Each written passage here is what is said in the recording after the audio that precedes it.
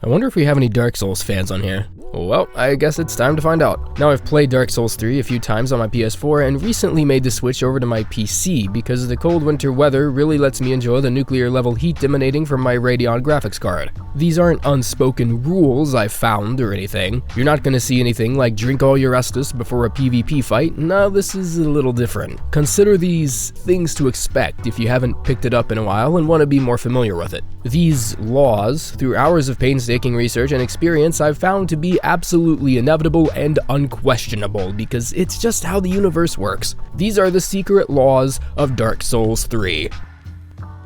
Alright, here we go. Law 1. The most indisputably important law you could ever learn. Dark Souls laughs last. This right here is basically the Murphy's Law of Dark Souls. Now yeah, you could sneak your way up those stairs and drop down behind that dragon dude and give him a rectal examination with your Moonlight Greatsword, but you could also get pushed off a cliff by something you didn't see, or your sword hits a wall and leaves you open for an attack that you could have sworn you just had enough health to outlive, or you forget about being poisoned and literally just die standing still. This is the nature of the universe you're in. A game that centralizes itself around the mantra, prepare to die, isn't just for Dark Souls virgins, it's really for everyone. Even the most seasoned Souls players fall victim to their own stupid mistakes every now and then. Noob or pro, play this game for, I'd say, maybe more than 2 hours, and you will die to something, I promise. You could have dragon skin for armor and a 2600 AR greatsword, if that even exists. No matter how much of a bona fide bone breaker brick shithouse Billy badass you think you are at Dark Souls, if this game wakes up one day and suddenly decides, I'm just gonna fuck this guy's shit right up, well, that's exactly what's gonna happen, and there's very little you can do or say against it. It's a brooding reminder of the powers that are really in control here. If this game feels like killing you, it will succeed. End of discussion. Law 2. If you start a new character with 100% full intent on making him an old fire sorcerer with bitchin' white robes and a Merlin hat, that could happen. That could very well happen. But the first 73 times you get riggedy wrecked by some troll-looking dumbass early on in the game, you begin reevaluating your equipment loadout. A shield would be nice. I kinda suck at dodging and parrying, so a little extra defense wouldn't hurt. My staff isn't that leveled up yet, and this sword has pretty good starting damage, so I'll fight with this thing for a while. Oh wow, that armor looks really cool. And then about 5 hours later, shit, here we are. Standing here with a great shield, a full set of plates, and a 60-pound machete that can shoot lightning. I alternatively refer to this as the Dent Law, because I'm reminded of Harvey Dent's hero-villain line, and I think it goes really perfectly with this scenario. You either die a mage, or you live long enough to see yourself become a knight. Sounds about right to me. Law 3. Dark Souls games have an affinity for taking its environments and winding them up, down, every which way, and eventually back up into the ass of a place you visited about 6 levels ago. It's a neat game design strategy that makes the world you're in seem bigger and more tangible. You're gonna get lost, and you're gonna get lost a whole shit hell of a lot in the Fair and Keep. During your first playthrough, you will inevitably get lost, I'd say at least twice. I know this because when I first played the area, I marathon ran the circumference of the entire forest, trying to figure out where in the dense fuck this game wanted me to go. And after my second time passing the Estus soup container, I had an inkling that, maybe I'm doing something wrong. And when you find your way through, you're rewarded with the swift medieval kick in the balls by the Abyss Watchers and told to go back and grind some more. Fair and Keep is the relentless, indisputable bitch of Lothric, and the sooner you accept that, the more fun you're just gonna have. Law 4. The experiences you have with the game almost never match with anyone else's. Certain playstyles come into the equation, and certain bosses will be more difficult for you to take down. The Crystal Sage, for instance, I think is an outstanding example of a wreck or get wrecked kind of boss, where a lot of players find his attacks predictable and easily countered, while just as many find him confusing and frustrating. And it's just funny to me because I swear, it's like Dark Souls fans literally form their own factions over what parts of the game they did and didn't have trouble with. The same boss that gave you a brain aneurysm after fighting it 50 times was just beaten first try by a dude with no torso armor and a cat licking the screen while he was playing. Law 5. Fuck Pontiff Sullivan. Fuck this guy down the back of the nightstand and across the carpet floor. In the heart of the Irithyll Valley lies a creature more malicious than any PvP hacker. Pontiff Sludovan over here enjoys long walks over your corpse, and his favorite dish is your stamina bar because he makes sure that shit is gone at all times. Massive Slut Van is a unique battle that seems to perform just enough attacks in just the right succession so that when he leaves himself open, you don't have any stamina left to attack with. That leads to you getting overzealous, and you mash RB as frenetically as you possibly can, which is just the perfect moment for Pontiac Sunfire to take his dual swords and promptly bury them straight into your crappy armor. I don't really care if this fight was easy for you, this is the 5th law, and I just happened to be writing this down without an eraser, so there's no undoing it. If it ever comes to the point where we're allowed by the company to mod the game, someone please make a version where this dude just runs towards you and goes into cardiac arrest. I don't know about you, but a Dark Souls game without Piss Bob Shitpants just really sounds like a fun game to play.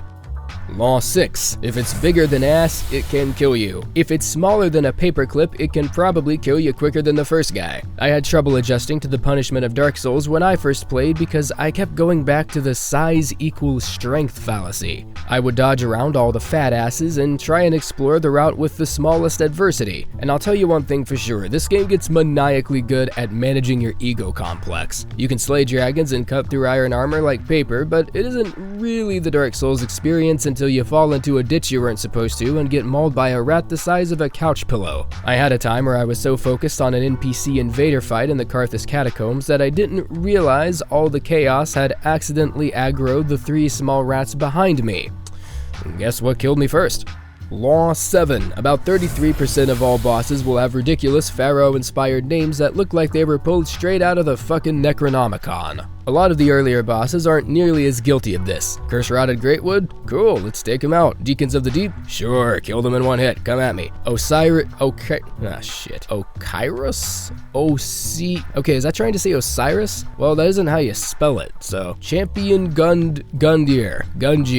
It's totally Jeer. No wait, maybe it's dire, as in like dire consequences or something. Oh crap, I'm dead. Hell, never mind. I could buy a shit ton of alphabet soup and throw it all over the walls while jumping on a trampoline and come up with a more coherent name than half of these idiots. Maybe if your parents cared enough to actually name you something instead of leaving it at the mercy of whatever they pulled out of the Scrabble tile bag. I've seen pirated anime redubs that make more sense than the names these guys come up with. So why is it that you have to make me stare at your name for a collective total of over 2 hours? Because you're just that damn hard to kill.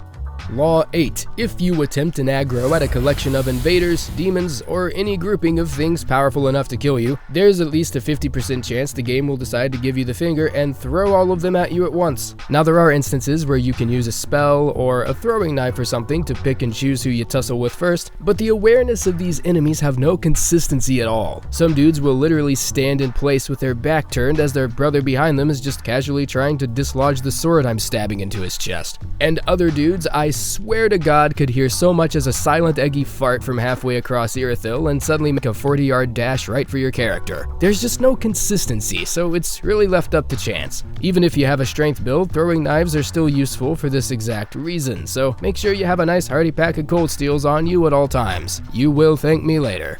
Law 9. All bosses need to die as quickly as possible. Because Dark Souls has this thing it likes to do where the longer any boss remains uncontested with low health, the more of a likelihood you have dying to some arcane, omnipotent, be-all end-all bullshit AoE attack that you've never seen before in your life. And so you waste about 2 or 3 good rolls eating into your stamina reserves only to find out it actually wasn't a slash or strike attack he was winding up, but a dark fire pillar with your current residential address on it, coming straight up from the annals of hell to ruin your flawless run. I call this the oh shit button attack. Every boss has one, or at least some derivative of this if you look closely and analyze their moveset. Pontiff has that fiery ass pound tactic of his. The Valley Dancer has that spinning Beyblade bullshit that stops just a couple swings after you think it does. The Greatwood Tree stands up and falls back down. Okay, I'm done showing footage of this fight. I'm sorry, but this boss just sucks.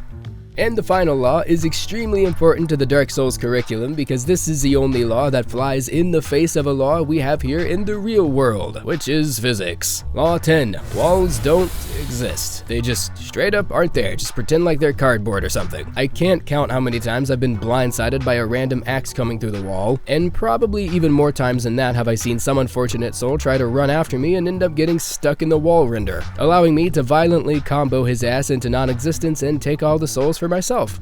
This game is kinda cool sometimes. Dark Souls walls are about as useless as a white crayon, and they offer just around the same protection value. If they aren't letting dudes get in some nasty cleave damage on you as you're trying to disengage from a fight, they're giving you the go-ahead to cheese the absolute shit out of an enemy it should have taken you a good 15 more level ups to actually kill. In Dark Souls, every wall is an illusory wall.